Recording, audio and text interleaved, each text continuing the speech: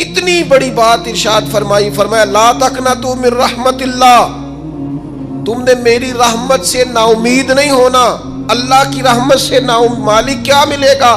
فرمایا ان اللہ یغفر الذنوب جمیعا، اللہ سارے گناہ معاف فرما دے گا۔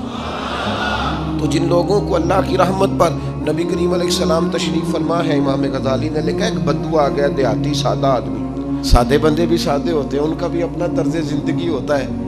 تو بدو آ گیا، سادہ آدمی تھا، آتے ہی السلام علیکم لے کے نا تو کوئی بات ہی نہیں کی، سیدھا سیدھا ہی کہتا یا رسول اللہ صلی اللہ علیہ وسلم یہ بتائیں قیامت کے دن حساب کس نے لینا ہے؟ حضور فرمانے لگے بھائی یہ تو بڑی صاف سی اور مختصر سی اور سادہ سی بات ہے، حساب تو اللہ تعالیٰ نے لینا ہے۔ اب اس نے جو لفظ کہے اللہ کے حبیب کی آنکھوں میں آنسو آ گئے، کہنے لگے اگر اللہ نے حساب لینا ہے پھر انشاءاللہ کرم ہی ہوگا۔ تو حضور فرمانے لگے تمہیں یہ امید کس طرح ہے؟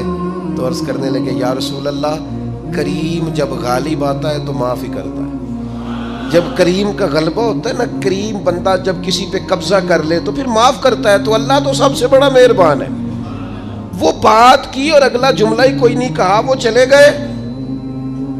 تو حضور علیہ السلام نے اب اس بات پر رزلٹ دیا، فرمانے لگے کریم محبوب بندہ سادہ تھا، بات بہت بڑی کر گیا ہے، بڑی بات کر گیا، سادہ آدمی۔ میرے عزیز، اللہ کی رحمت پر جن لوگوں کو امید ہو، انہیں موت سے ڈر اور پھر جن کو محبوب کی ملاقات کا شوق ہو نا، ہم نے جان دے دی وعدہ دیدار پر، ہم سے وعدہ کیا گیا تھا کہ تم مرو گے نا تو تمہیں دیدار ملے گا، تو ہم نے جان ہی دے دی وعدہ دیدار پر، جان ہی دے دی وعدہ دیدار پر۔ اور پھر فرماتے ہیں نقد اپنا دام ہو ہی جائے گا، فرماتے ہیں ہم نے جان دی ہے اس وعدے پر کہ وہ ملے گا، تو امید ہے کہ یہ سودا ادھار نہیں۔ جیسے ہی قبر میں جائیں گے سامنے حضور کی زیارت نصیب ہو جائے گی۔ اس لیے لحد میں بھی عشق رخ شاہ کا داغ لے کے چلے، اندھیری رات سنی تھی سو چراغ لے کے چلے۔ یہ حدیث آپ نے بھولنی نہیں، یہ تنہائیوں میں یاد رکھنے کی روایت ہے، یہ تنہائیوں میں پڑھنے کی روایت ہے۔ یہ اپنے ذوق کو تازہ، جو لوگ کہتے ہیں نا وجد سرور کیف میں جانا چاہتا ہوں، وہ مشکات شریف کی اس حدیث کو دیکھے۔ اللہ کے حبیب علیہ السلام نے فرمایا لوگوں میں تمہیں بتاؤں قیامت کے دن اللہ تعالیٰ بندوں سے پہلا سوال کیا فرمائیں گے اور بندے اس کا جواب کیا دیں گے؟ یا رسول اللہ کرم فرمائیے بتائیے۔ تو کریم فرمانے لگے اللہ تعالیٰ قیامت کے دن بندوں سے سب سے پہلا سوال، اگرچہ بعض اور احادیث میں اور سوالات بھی آئے ہیں قیامت میں جو سب سے پہلے ہوں گے، لیکن اس حدیث میں یہ والا سوال حضور نے بیان فرمایا۔ حضور فرمانے لگے اللہ قیامت کے دن اپنے بندوں سے سب سے پہلا سوال یہ فرمائے گا کیا تم میری ملاقات کو پسند کرتے تھے؟ اوئے ہوئے ہوئے، کیا تمہارا ملنے کو جی چاہتا تھا؟ کبھی اے حقیقت منتظر نظر آ نہ لباس مجاز۔ اقبال کہتے ہیں تیرے کرم اتنے ہیں دل کرتا ہے تجھے دیکھیں، کبھی کبھی اے حقیقت منتظر نظر آ نہ لباس مجاز میں، لاکھوں سجدے تڑپ رہے ہیں میری جبین نیاز میں، تمہارا دل کرتا تھا مجھ سے ملنے کو؟ حضور فرماتے بندے عرض کریں گے مالک بڑا دل کرتا تھا۔ تو پھر اللہ فرمائیں گے یہ گفتگو کی معنویت تو دیکھو یار، اس کا حسن تو دیکھو۔ اللہ پھر پوچھیں گے کیوں دل کرتا تھا تمہارا؟ دل کرتا تھا تو کیوں کرتا تھا؟ عرض کریں گے مالک اس لیے کہ ہمیں امید تھی کہ تو معاف بھی کر دے گا، رحمت بھی فرمائے گا، اس معافی کی امید پر دل کرتا تھا تو ملے۔ حضور فرماتے ہیں پھر رب فرمائے گا مجھ پر واجب ہے، میں نے اپنے کرم سے واجب کر لیا ہے کہ آج تمہیں جنت عطا کروں گا۔ یہ جو ملاقات ہے نا، ملاقات کہ وہ ملیں گے، ان سے ملاقات ہو۔ عمر بیت گئی نا نام جپتے، عمر بیت گئی نا تذکرہ کرتے، ہم سے بھی لوگ پوچھتے ہیں کیا کمائی کی، کیا زندگی میں حاصل کیا، تو ہم کہتے ہیں شرق سے غرب تک ملک کے ایک کونے سے لے کر دوسرے کونے تک مدینے والے کی بات کی، حضور کا ذکر کیا ہے۔ نبی پاک کے اور میں اپنی حیاتی تو قربان تھی وہاں ساری محمد محمد پکیندے گزر گئی ساری۔ یہ اعزاز ہے، یہ کرم ہے۔ اب کیا ہوتا ہے، گناہگار لوگ ہیں، اتنا بڑا دعویٰ تو نہیں کر سکتے، لیکن دل تو چاہتا ہے نا کہ چلو جس کا نام لیا ہے اس کی کبھی زیارت بھی ہو، کبھی ملاقات بھی ہو، کبھی نظر کرم بھی ہو۔ کسی نے اپنے محبوب سے کہا تھا کہ ذرا ایک نظر مجھ پہ بھی کیجئے، تو قریب بیٹھے ایک شخص نے کہا یار تو نے بڑا دعویٰ کیا ہے، جو محبوب ہوتے ہیں ان کو تکلیف نہیں دی جاتی، تو کہتا ہے پورا چہرہ ہی تیری طرف پھیرے۔ تو پھر اس نے اس درویش سے پوچھا کہ میں بھلا پھر کیا کروں، میرا دل تو میرا بھی کرتا ہے نا۔ چلو یہ تو آپ کی بات ٹھیک ہے کہ اب میں محبوب سے کہوں کہ اتنی تکلیف کرے کہ میری طرف پورا رخ پھیرے تو ٹھیک نہیں، تو پھر بتائیں میں کیا کروں؟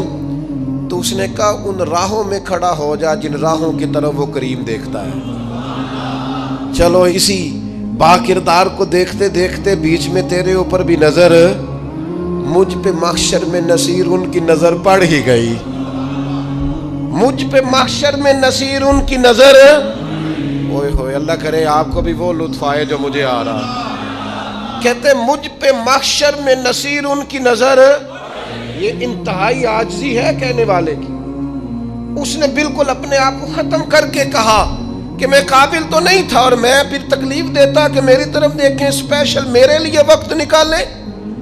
پر کرم یہ ہوا کہ مجھ پہ محشر میں نصیر ان کی نظر پڑ ہی گئی۔ کہنے والے اسے کہتے ہیں خدا کا کرنا،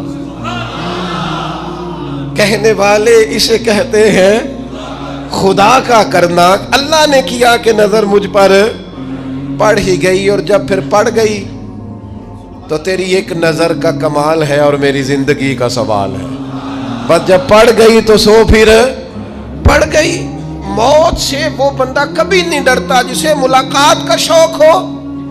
ملنا چاہے داتا علی اجویری سے اور موت سے ڈرے، ملنا چاہے حضرت غوث پاک جیلانی سے اور پھر موت سے ڈرے۔ زندگی گزری ہو علی علی کرتے پھر موت سے ڈرے۔ عمر بھر سیدنا عثمان غنی کی سخاوت کی بات کی ہو اور پھر جنت میں جا کے ان سے ملنے کا شوق پیدا نہ کرے۔ ساری زندگی سیدنا فاروق کا عدل بیان کیا ہو، ساری زندگی ان کے انصاف کا تذکرہ کیا ہو، پوری امت کو بتایا ہو کہ اگر جینا چاہتے ہو تو عمر کے رستوں پر چلو، اور پھر یہ موت سے ڈرے اور مر کے جناب فاروق اعظم کی زیارت کو پسند نہ کرے۔ جسے صدیق کی وفائیں یاد ہو، جنہیں جناب ابو بکر صدیق کا عشق یاد ہو، وہ پھر ان کی زیارت نہ کرنا چاہے اور ساری عمر حضور کی نعت پڑھی ہو۔ مانا نہیں آتا تھا پھر بھی کہا بلغ العلا بکمالہ کشف الدجا بجمالہ حسنت جمیع خصالہ صلو علیہ والہ سے نہیں ترجمہ آتا تھا، پر جب بھی کو پڑھتا تھا یہ بھی جھومتا تھا مولا یا صلی وسلم دائماً۔ میں آپ کو بتاتا ہوں، توتلا آدمی، توتلا اور دیوانہ مجذوب بیچارہ، سمجھ نہیں، توتلا بولنا بھی ٹھیک نہیں آتا۔ مجھے نماز کا سلام پھرا تو وہ جلدی آ گئے، وہ ایک مجذوب آدمی تھے، سادے تھے، تو سلام لی تو کہنے لگے میں گل کرنی سی۔ تو میں نے ان سے کہا کہ تھوڑی دیر کے بعد ملتے ہیں۔ سادہ آدمی ہے، اللہ مجھے معاف کرے، میں کوئی نقل تو نہیں ان کی اتار سکتا۔ اس زبان کو ہم توتلی نہیں کہتے، ہم اس زبان کو بلالی زبان کہتے ہیں۔ یہ بڑی خوبصورت زبان ہوتی ہے۔ یہ جو توتلے لب و لہجے ہوتے ہیں نا، وہ جب بچہ پوری طور پہ اماں نہیں کہہ سکتا، توتلا ہوتا ہے، تو کوئی مزہ آتا ہے اماں کو اماں کہلوانے میں۔ جب وہ پوری طور پر باپ کو بابا نہیں کہہ سکتا اور توتلا ہوتا ہے تو کوئی مزہ آتا ہے کہنے میں۔ وہ جب دادی نانی دادا کہتا ہے تو دادے کا دل کرتا ہے یہ 100 بار کہے، چونکہ اسے کہنا نہیں نہ آتا، لیکن اس توتلاہٹ میں جو اس کو لطف آتا ہے۔ مجھے بڑے لوگ آ کے شعر سناتے ہیں، میں نے بڑے خوشگلو نعت خانوں سے زندگی میں سنا ہے۔ وہ صاحب میرے پاس آئے اور میں نے کہا بعد میں ملیں گے، تو سادہ آدمی ہے، مجذوب ہے، پورا شعور نہیں رکھتا۔ مجھے کہنے لگا مصطفیٰ جان رحمت کے بعد، مصطفیٰ جان رحمت پہ لاکھوں سلام کے بعد، یعنی معنی یہ تھا کہ سلام کے بعد۔ تو اب بڑے بڑے سریلے بندوں سے بھی بندہ سنتا ہے میرا دل کرے، اور میں نے جان بوجھ کے ان سے کہا دوبارہ کیا آج ذرا، کیونکہ توتلے تھے نا، میں نے کہا تو کہنے لگے مصطفیٰ جان رحمت پہ لاکھوں سلام کے بعد او میرے عزیز یاد رکھو ساری زندگی حضور کی نعتیں پڑھی، نبی پاک کے تذکرے سنے، اب موت سے ڈر جائیں؟ حالانکہ موت تو ایک پل ہے، پل سے گزریں گے تو سامنے اللہ کا دیدار بھی ہوگا، مدینے والے کی زیارت بھی نصیب ہوگی، تو زیارت ہوگی، اور ہر نظر کانپ اٹھے کہ محشر کے دن خوف سے ہر کلیجہ دہل جائے گا، اوڑھ کر کالا جبہ وہ آ جائیں گے اور سارے محشر کا نقشہ بدل جائے گا۔ یہ موت کا خوف نکالنے والی چیزیں ہیں، ڈر۔ اچھا مجھے ایک بات بتائیں، یہ میں امید کی بات کرنے لگا ہوں، چلیں اب یہ بات تو مشکل ہے پر کرنی پڑے گی، مجبوری ہے۔ کبھی کبھی ابا جی سے مار بھی پڑ جاتی ہے بندے کو، گھر میں کوئی 2-4 لگ بھی جاتی ہیں، تو اس وقت نا جو سب سے بڑا سہارا کسی کو نصیب ہوتا ہے وہ یہ ہوتا ہے کہ اللہ کرے اماں گھر میں موجود ہو۔ اور میں نے دیہاتوں میں کئی مائیں ایسی دیکھی ہیں جو بیٹے کے حصوں کی مار کھاتی ہیں، ابا نے ڈنڈا لے لیا ہے بیٹے کی غلطی پہ، اب اماں بیچاری سامنے ہو گئی ہے، 2-4 اس نے بھی کھا لی۔ یہ بات آپ سمجھیں، موت کا خوف نکالنے کے مفہوم میں بات عرض کر رہا ہوں۔ اماں موجود ہونا گھر میں تو ابا سختی بھی کرنے لگے تو کسی وقت احساس ہوتا ہے کہ جناب یہ سختی نہیں ہوگی کیونکہ میری اماں، اور اماں پوری وکیل بن جاتی ہے، کہنی تو نہیں پتا وہ ہو گئی غلطی، وہ فلانے دے منڈے نے خراب کیتا ہے، حالانکہ ہو سکتا ہے اس نے اس کو بھی خراب کیا ہو، لیکن وہ اماں وکیل ہے، وہ وکالت کر رہی ہے اور وہ بے لوث کر رہی ہے، ہوتا ہے ایسے۔ اس بات کو سمجھ لیں اچھے طور پر، موت کا خوف نہیں، ڈر نہیں، اس لیے کہ گھر میں ماں موجود ہو تو باپ کا ڈر نہیں ہوتا، تو قبر حشر میں تو رسول کریم موجود ہے، وہاں تو نبی کریم موجود ہے، وہاں تو اللہ کریم اپنی رحمت فرمائے گا بندوں پر، اس لیے خوف نہیں، پینک نہیں، اپنی غلطیوں کا احساس ضرور کریں، اپنے اعمال پر توجہ ضرور دیں، لیکن موت کے خوف تلے دبتے نہ جائیں، انشاءاللہ صبح قیامت کرم ہوگا۔ میرے نبی پاک علیہ الصلوۃ والسلام نے تو فرمایا ہے بس ہم نے ایمان کامل لے کے جانا ہے دنیا میں۔ حضور نے فرمایا ہے جس طرح 14ویں رات کا چاند چمکتا ہے اس طرح میرے غلاموں کے چہرے چمکیں گے قیامت کو۔ اللہ کے رسول صلی اللہ علیہ وسلم فرماتے ہیں جسم کے جن جن حصوں پر وضو کا پانی لگتا رہا وہ قیامت میں چمکیں گے، دور سے لوگ ان کا نور دیکھیں گے، پتہ چلے گا وہ محمد عربی کے غلام آ رہے ہیں۔ یہ کرم ہوگا صبح قیامت، یہ عطائیں ہوں گی، اس لیے مومن موت سے ڈرتا۔ سیدنا بلال حبشی رضی اللہ تعالیٰ عنہ، آخری وقت ہے، نزع کا عالم طاری ہے، اور یہ گفتگو دیکھیں غلاموں کی، آپ کی اہلیہ رو پڑی، کہنے لگی ہائے ہائے افسوس۔ حضرت بلال فرمانے لگے کیا ہوا؟ کہنے لگی افسوس ہے کہ آپ دنیا سے جا رہے ہیں۔ تو حضرت بلال نے مضمون ہی بدل دیا، سوچ کا زاویہ ہی بدل دیا، فرمانے لگے یہ افسوس کا مقام نہیں، یہ تو خوشی کا مقام ہے، اس لیے کہ میری آج آنکھیں بند ہوں گی، قبر میں کھلیں گی، مدینے والے محبوب سے بھی ملوں گا، حضور کے غلاموں سے بھی ملوں گا صلی اللہ تعالی علیہ وسلم۔ تو موت تو مقام مسرت ہے، اور اگر یہ مل جائے زندگی میں، ایک بدو ایمان لے آئے، ابن ماجہ میں موجود ہے، حضرت ابو ہریرہ رضی اللہ تعالیٰ عنہ حدیث کے راوی ہیں، فرماتے ہیں ایک بدو ایمان لائے اور انہوں نے حضور علیہ السلام کے ساتھ ہجرت بھی کی، ابن ماجہ میں موجود ہے۔ تو نبی پاک علیہ السلام نے نا انہیں ایک صحابی کے ساتھ کر دیا، وہ ان کے کام کاج میں مصروف ہو گئے ان کے ساتھ۔ تو حضور علیہ السلام نے نا ایک جگہ سے مال غنیمت آیا، تو طریقہ مبارکہ یہ تھا کہ مال غنیمت میں سب کو حصہ دیا جاتا تھا، اگرچہ وہ جہاد پہ نہیں گئے لیکن حضور نے انہیں بھی حصہ دیا، تو وہ صحابی تو رو پڑے، عرض کرنے لگی حضور میں اس کے لیے تو ایمان نہیں لایا تھا۔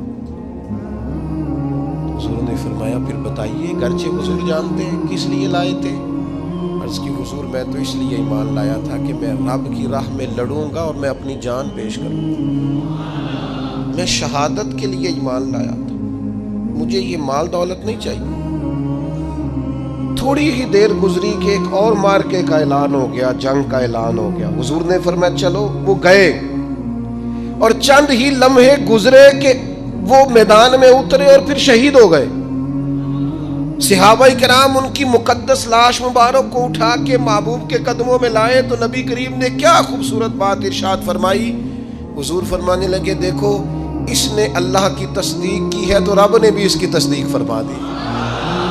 اور پھر یہ دو جملے محبوب کہتے کہتے اٹھے اور پھر حضور نے اپنا جبہ مبارک اتارا اور اتار کے فرمایا اس بندے کو نہ اس جبے میں کفن دے دو, اس میں اسے کفن دو, اس لیے کہ تو شہادت کے لیے ایمان لایا, موت کی آنکھوں میں آنکھیں ڈال کے جیا, اپنی زندگی کمزور نہ گزاری. مسلمانوں پہ کافر کا رعب طاری ہو گیا ہے. ایک تو ہوتا ہے نا کہ کوئی مدد کرنا, کوئی آگے بڑھنا, فلسطین کا نام تک نہیں لے رہے حکمران زبان سے, ذکر تک نہیں کر رہے, چینل ذکر نہیں کر رہے. اتنا رعب, اتنا کفر کا خوف, صرف اس لیے کہ ہمیں موت کا ڈر ہے. مر جائیں گے تو بستر پہ نہیں مریں گے, بیماریوں سے نہیں مر جاتے لوگ. خدا کے بندو اپنی زندگی میں اتنا خوف اگر موت کا پیدا کر لو گے. حضرت سعید ابن جبیر رضی اللہ تعالیٰ عنہ بہت بڑے فقیہ تھے. حجاج بن یوسف نے بلایا اور کہنے لگا میں تمہیں موت دینے لگا ہوں, مار دوں گا تمہیں. بڑا ظالم آدمی تھا, بڑے لوگ اس نے قتل کیے تھے. حضرت سعید رضی اللہ تعالیٰ عنہ مسکرا پڑے اور غصے میں آیا, کہنے لگا کیوں ہنستے ہو؟ فرمانے لگے تو بڑا بیوقوف ہے, تجھے کس نے کہا زندگی اور موت تیرے ہاتھ میں, یہ تو تب آئے گی جب میرا رب چاہے گا. کہنے لگا لے جاؤ ان کو اور جا کے قتل کر دو. تو وہ جب جلاد لے جا رہے تھے تو آپ اور کھل کے مسکرائے, ہنسے. یہ آپ کی طاقت ہے کہ موت کو دیکھ کے مسکراہٹ ہو, لبوں پہ تبسم رقصہ ہو, مسکرائے. جب آپ مسکرا رہے تھے تو اس کو اور غصہ آیا, واپس بلایا. کہنے لگا مسکراتے کیوں ہو؟ فرمانے لگے تیری جرت پہ مسکرا رہا ہوں اور اس بات پہ مسکرا رہا ہوں کہ رب کتنا بے نیاز ہے, تیرے جیسے لوگوں کو بھی مہلت دے رکھی ہے. کتنا بے نیاز ہے, تیرے جیسے لوگوں کو مہلت دے. اور غصے, کہنے لگا میرے سامنے قتل کرو. حضرت سعید ابن جبیر رضی اللہ تعالیٰ عنہ نے منہ کعبے کی طرف کر کے پڑھنا شروع کیا, انی وجہت وجہی للذی فطر السماوات والارض حنیفا وما انا من المشرکین. آپ یہ پڑھ رہے تھے تو کہنے لگا اس کا منہ کعبے سے پھیر دو. کعبے سے منہ پھیرا تو آپ فرمانے لگے تو بڑا ہی بیوقوف ہے, میرا رب کو صرف کعبے کی طرف مقید ہے, وَلِلَّهِ الْمَشْرِقُ وَالْمَغْرِبُ فَأَيْنَمَا تُوَلُّوا فَثَمَّ وَجْهُ اللَّهِ. چہرہ پھیر دیا جب اس نے تو آپ فرمانے لگے مشرق بھی اللہ کا, مغرب بھی اللہ کا. اور اللہ فرماتا ہے تم جدھر بھی منہ کرو ادھر ہی اللہ کی رحمت ہے. یہ پڑھا تو اب اس نے لٹایا, اور جب وہ آپ کو قتل کر رہا تھا تو حضرت سعید ابن جبیر کی ایک زوردار آواز گونجی. فرمایا یاد رکھنا مجھے اسی طرح قتل کرنا جس طرح تم خود قیامت میں قتل ہونا پسند کرتے ہو. میرا آخرت پر یقین کامل ہے, محشر میں عدالت لگے گی, میں تمہیں قتل کروں گا میں. حضرت سعید ابن جبیر کی وہ جرت تھی کہ دربار سارا لرز گیا حجاج کا. حضرت سعید ابن جبیر رضی اللہ تعالیٰ عنہ کہنے لگے اللہ اسے میرے بعد کسی پر مسلط نہ کرنا, میرا قتل آخری ہو, میرے بعد نہ ہو. ڈر گئے لوگ, سہم گئے. اور وہ جو جلاد آپ کو قتل کر رہا تھا اس کے بھی ہاتھ کانپ رہے تھے. اتنی جرت, موت کا ایک منٹ کے لیے خوف نہیں. حضرت سعید ابن جبیر رضی اللہ تعالیٰ عنہ شہید ہو گئے تو اتنا خون نکلا, اتنا خون نکلا, اتنا خون نکلا, خون بند ہی نہیں ہو رہا. ایک طبیب بیٹھا تھا, ہانپتے کانپتے ڈرے ہوئے سہمے ہوئے. حجاج کہنے لگا اسے اتنا خون؟ تو کہنے لگا بادشاہ میں نے سالوں مریض دیکھے ہیں, اس کو پتہ چل جائے نا مرنے والا ہوں وہ تو اتنا خوف میں آتا ہے, پہلے ہی اس کا سارا خون جم جاتا ہے اور سکڑ جاتا ہے اور اس کا خون جل جاتا ہے. یہ جو بندہ تم نے شہید کیا ہے نا اس میں ایک رتی برابر بھی موت کا خوف نہیں, موت کے خوف سے بے نیاز تھا, اتنا خون نکلا. حضرت سعید ابن جبیر شہید ہوئے اسی دن حجاج کے پیٹ میں درد شروع ہوا. صرف 15 دن حجاج بعد میں زندہ رہا ہے, 15 دن, اور ساری رات تڑپتا تھا, کہتا تھا مجھے خواب میں آ کے پیروں سے گھسیٹتے ہیں. حضرت سعید ابن جبیر چلاتا تڑپتا 15 دنوں کے اندر. طبیبوں نے کہا تیرا جو مرض ہے یہ کوئی آسمانی عذاب ہے. میرے عزیز موت سے ڈرے نہیں بلکہ جو ظالم ہو ان کو ڈرا دیں, یہ مومن کی شان ہے. اپنی زندگی کے اندر سے موت کا خوف نکال دیں، تاکہ زندگی کے جو دن ہیں وہ جیے تو جا سکیں، وہ انسان مضبوطی سے وقت سے گزار سکے۔ حضرت علی شیر خدا رضی اللہ تعالیٰ عنہ نا وہ جیکٹ نہیں پہنتے تھے جنگی، جو کمر پہ پیچھے لوگ پہنتے تھے نا، تلوار کوئی مارے تو زخم نہ ہو۔ تو کسی نے مولا علی شیر خدا رضی اللہ تعالیٰ عنہ سے فرمایا پشت پر آپ وہ جیکٹ نہیں پہنتے لوہے کی؟ آپ فرمانے لگے پشت تو دکھانی نہیں تو کہنے لگے موت سے ڈر نہیں آتا؟ فرمایا بالکل بھی نہیں، اور فرمایا مجھے بالکل ڈر نہیں آتا کہ میں موت پر آ گروں یا موت میرے اوپر جا گرے۔ ہم تو شہادت حضرت خالد بن ولید رضی اللہ تعالیٰ عنہ ایک دن نوجوانوں کو خطاب کرتے کرتے کہنے لگے موت سے کبھی نہ ڈرنا، میں نے ساری زندگی جنگوں میں گزاری ہے، میرے وجود پر ایک ذرہ بھی جسم کا حصہ ایسا نہیں جس پر زخم نہ ہو۔